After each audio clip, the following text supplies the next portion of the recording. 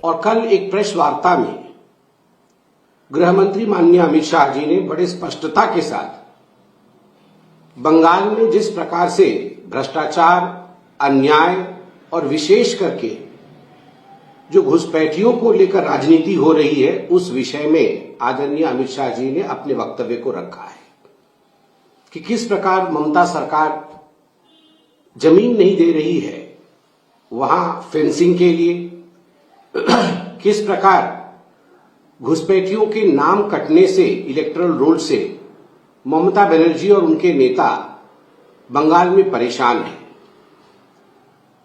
जब यह press conference समाप्त हुआ, उसके बाद ममता बनर्जी जी ने जिस प्रकार से अमित शाह जी को धमकी भरी शब्दों से संबोधित किया है, Mamata Banerjee has threatened the home minister of India in the words which can not even be thought of, यह भी हमने देखा। ममता बनर्जी जी का कहना कि आप तो होटल में छुप कर बैठे हैं, ये हम नहीं चाहते तो आप होटल के बाहर एक कदम भी नहीं रख सकते और आप भाग्यवान हैं कि हमने आपको होटल से बाहर निकलने दिया।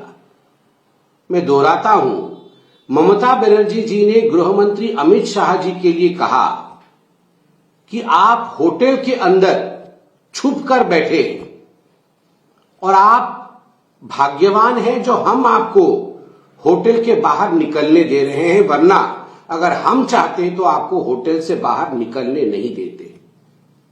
यह देश के एक बड़े राज्य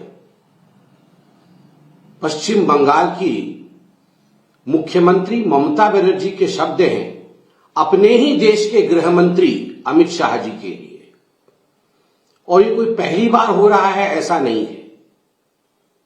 आपको याद होगा कि जब पिछली बार चुनावों से पहले हमारे अध्यक्ष जी माननीय नड्डा जी बंगाल गए थे, उनके कैवलकेड पे किस प्रकार से हमला ममता बनर्जी जी ने कराया था, घुसपैठियों से कराया था, लाठी डंडे पत्थर से उनके ऊपर हमला करवाया था। किस प्रकार से आज बंगाल के अंदर 300 से अधिक भाजपा के, भारतीय जनता पार्टी के कार्यकर्ता को मौत के घाट उतार दी गई है, किसी को फांसी चढ़ा दी गई है तो किसी को काट काट के मार दिया गया है। More than 300 कार्यकर्ताज of Bharatiya Janata party have been killed in West Bengal by Mamata Banerjee and her goons of TMC। 3000 से अधिक भारतीय जनता पार्टी के कार्यकर्ता आज भी अपने घरों से बाहर रुके हुए हैं, वो अपने घर नहीं लौट पा रहे हैं, क्योंकि जिस प्रकार डेमोक्रेसी, लोकतंत्र का दमन बंगाल के अंदर हुआ है, उसका नतीजा है कि लोग आज भी अपने घर लौट नहीं पा रहे हैं। घुसपैठियों का नाम इलेक्टोरल रोल में कटता है। घुसपैठियों को बचाने के लिए ममता बनर्जी अपने ही देश के गृह मंत्री के लिए इस प्रकार के शब्दों का प्रयोग करती है, उनको धमकाती है, उनको कहती है हम आपको बंगाल की सड़कों पर उतरने नहीं देंगे। आप सोच के देखिए बंगाल कहां जा रहा है।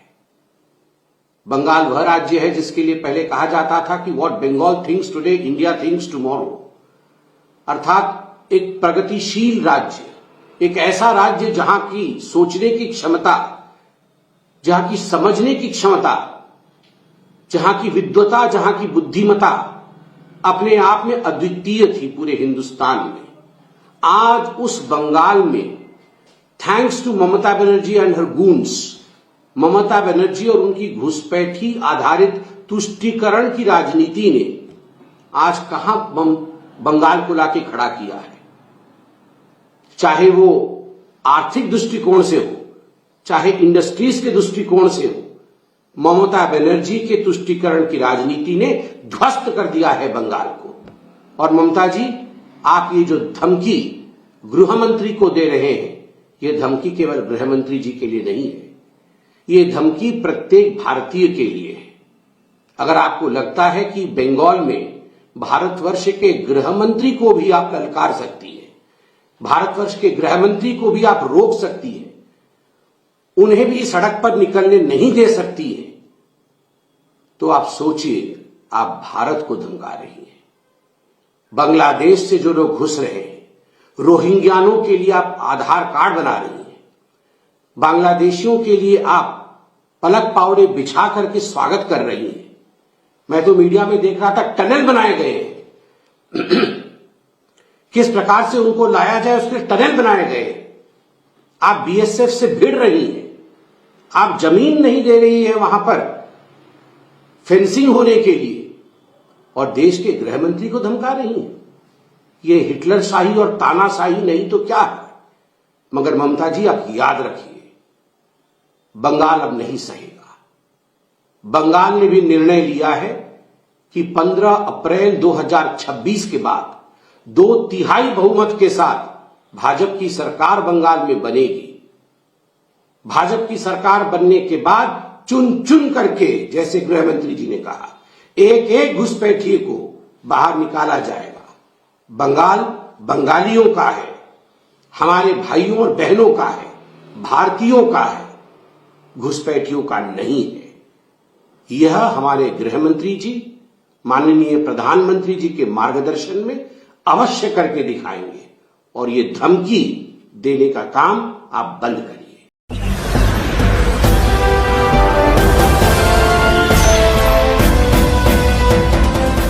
आप देख रहे हैं लाइव न्यूज 99, राष्ट्र सबसे पहले।